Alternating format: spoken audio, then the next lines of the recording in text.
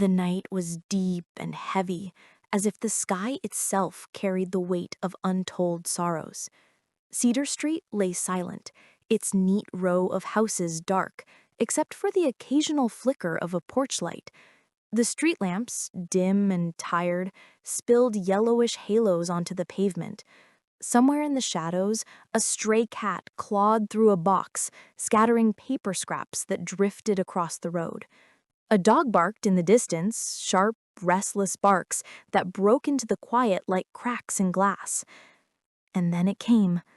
A scream so raw, so piercing, that the very air seemed to tremble. Curtains snapped open, lights flickered on. People jolted from their beds, startled into a panic that clawed at their chests. "Help! Somebody, please, for God's sakes, help us!" The cry tore through the night again, shattering whatever fragile calm the street had. Neighbors pushed open doors, slippers scraping against gravel as they rushed toward the small white house at the corner. That house, usually so ordinary and unremarkable, suddenly looked menacing. Its walls no longer seemed walls, but containers of dread. No one knew yet that within, a child's fragile life hung in the balance. Hours earlier, the morning had begun like any other. Grace sat at the breakfast table, her laptop open, eyes scanning through slide after slide of a presentation she had rehearsed in her head 100 times. A cup of coffee sat untouched beside her, steam curling faintly upward. Earbuds hummed soft music, but her face remained taut with focus. She barely looked up when Ethan giggled in the living room or when Jacob banged his little toy against the floor. Their noises blended into the background, less like the music of life and more like distractions she had no patience for. In the kitchen, Michael hunched over a bowl of oatmeal, coaxing Jacob to take a spoonful. His shirt was wrinkled, his tie loosened, dark circles sinking beneath his eyes.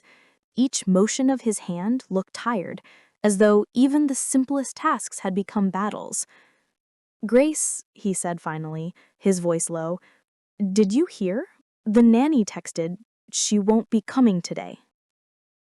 Grace blinked, then brushed her hair back behind one ear and shut the laptop with a decisive snap. "So, what?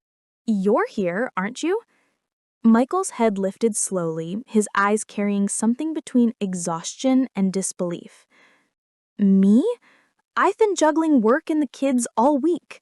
I have a meeting today, an actual deal I need to sign. Do you think they'll just look after themselves?"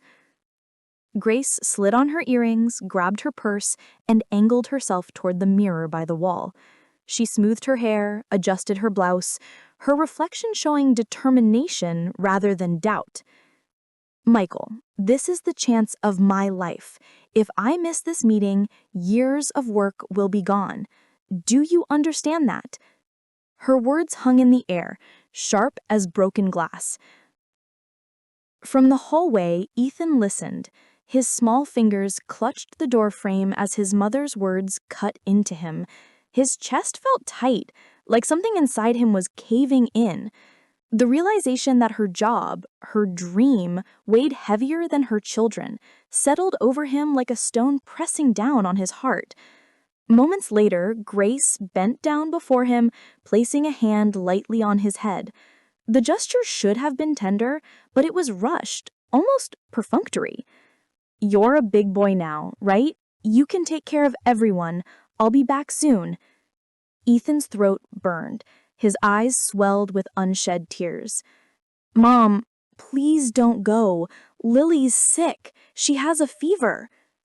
Her silence lasted only a second, but to Ethan it stretched like eternity. And then came the slam of the door, loud, final, a sound he would never forget. The house grew heavier as the day wore on. Lily tossed and turned on the couch, her forehead burning, strands of damp hair sticking to her skin. Ethan dabbed her face gently with a wet cloth, the way he had seen his father do before. Jacob, restless and oblivious, crawled around with his toy truck, asking to play, tugging at Ethan's sleeve. Ethan tried to keep his voice steady, tried to act like the big brother his mother told him to be, but inside he was unraveling. Knock, knock. Ethan froze. Through the window, their elderly neighbor, Mrs. Daniels, peered in, her gray hair tied in a bun, her face etched with lines of concern. "Children, where's your mother?" she asked, her voice muffled through the glass. Ethan's eyes darted to the floor. He forced out the words, his throat dry. She'll be back soon."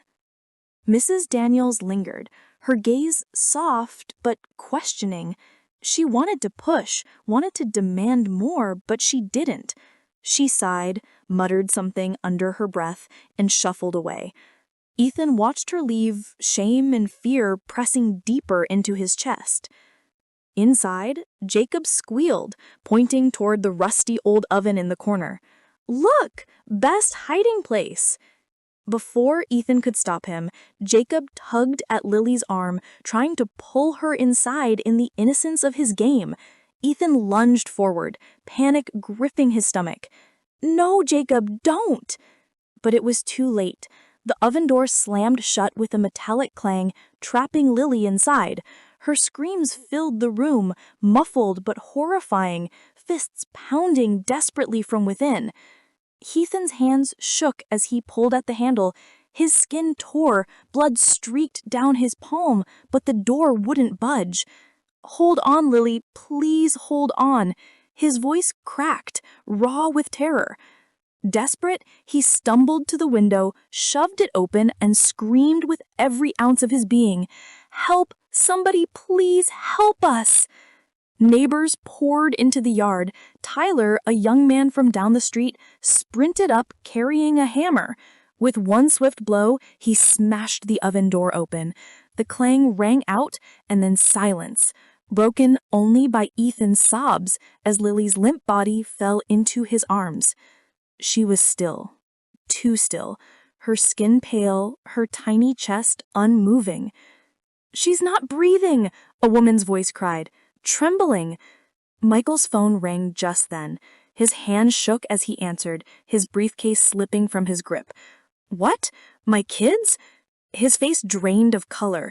Without another word, he bolted, ignoring traffic lights, swerving through streets, his lips whispering broken prayers.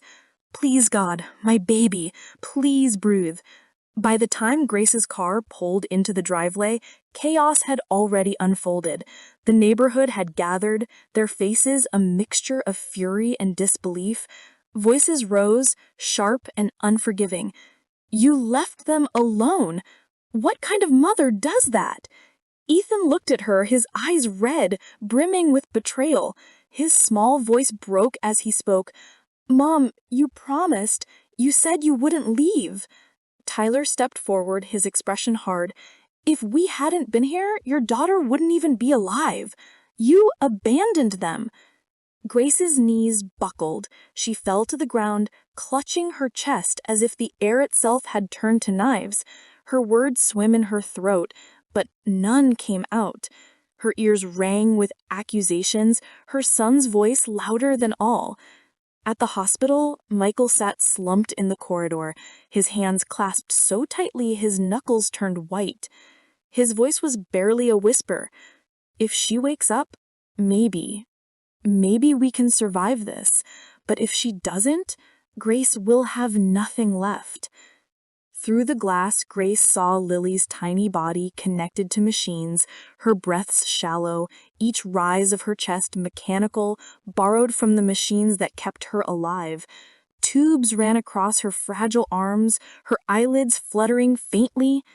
Grace pressed her palm against the cold glass, her reflection staring back at her, tired, broken, unrecognizable. The weight of her choices crashed over her in waves, each heavier than the last. She saw Ethan's small face in her mind, the way his eyes accused her without words, the way his shoulders carried responsibilities far too big for a child. She heard Jacob's innocent giggles turn into screams of panic, remembered Lily's whispers of pain. For the first time, the room felt suffocating, not because of silence, but because of truth. She had chased her dream with both hands, but in doing so, she had let go of what truly mattered.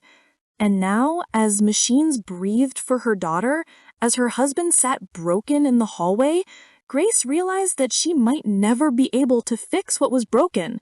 Some mistakes carve scars too deep. She slid to the floor, her forehead pressed against the glass, whispering into the sterile air, "Please, God, give me one more chance. Please don't take her from me." But the only reply was the steady, indifferent beeping of machines.